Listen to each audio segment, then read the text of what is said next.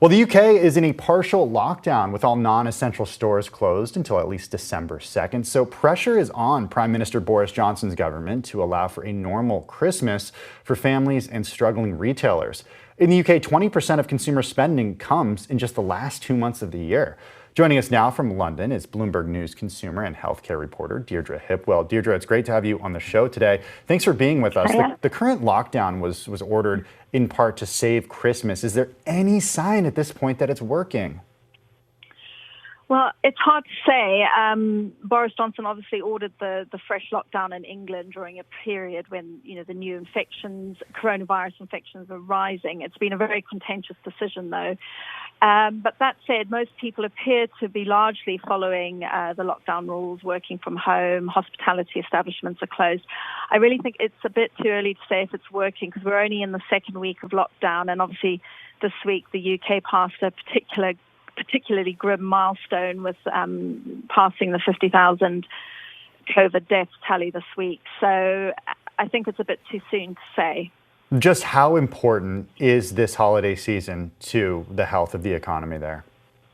Oh, Christmas is hugely important here. Many retailers, particularly department store operators, make most of their sales and profits during this golden quarter of trading, as it's often called. And if they miss those sales because of lockdown or for whatever reason, they can't simply be shifted to another time of year. Once Christmas is gone, those sales are gone. So a poor Christmas coming on top of a year where trade has already been hugely disrupted by the pandemic, I think could actually be fatal to some businesses.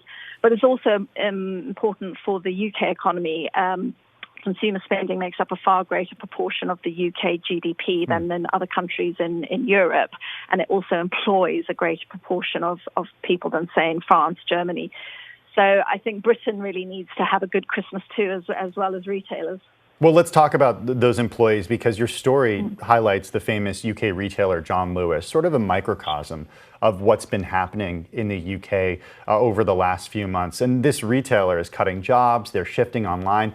What is that telling you about the state of Christmas spending? Yeah, John Lewis is undergoing major change. I mean, they're cutting thousands of jobs, closing stores, and to many British people, that is something that just would have been unthinkable a decade ago. John Lewis is almost like an institution in British retailing. So the challenges it's facing has caught quite a few people by surprise. But to be honest, not all of that is due to COVID. I mean, many changes were already underway. I mean, the growth of online retailing has been happening for some time, particularly in Britain, which has a very developed e-commerce market. I think the pandemic has just accelerated much of the decision-making that needed to happen, and John Lewis is no different. That said, I'm not sure that Christmas may be as bad as we all think it is. While there's a lot of jobs have been lost, there's also evidence that shows that a lot of people have managed to save money. They have lower expenditure, they're not commuting to work, they're eating out less. So some consumers have managed to pay down credit card debt and maybe sitting on some healthy cash balances that they may well want to spend on a celebration after such a dreadful 2020. And in fact, last week, Sainsbury's, which is Britain's second largest supermarket, said that pre-ordering for food deliveries in Christmas week was up 200% on this time last year.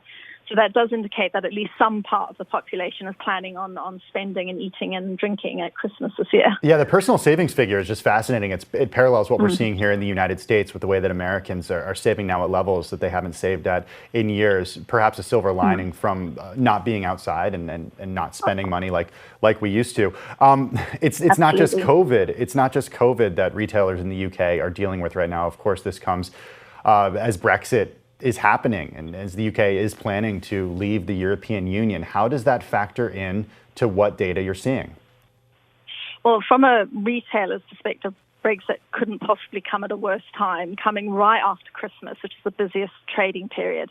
So the challenges that retailers have faced is having to build up stock levels to meet demand for Christmas, but also building up stockpiles of essential items in case there's any short-term supply disruption from January. And of course, we still don't know yet if we're going to leave the EU with a free trade agreement. There's still a lot of wrangling there. And if we leave without that agreement, there's going to be a lot of additional costs and bureaucracy. And that will be the main issue for consumers potentially in January, because if we leave without a deal, there could be at least £3 billion of tariffs on imported foods. And with the best will in the world, retailers are not going to be able to absorb all of those costs, which means it will just be passed on to the consumer in rising prices. So that is a big issue in January. All right, well, we'll have to wait and see. Bloomberg's Deirdre Hipwell in London. Thanks so much for your time. We really appreciate it.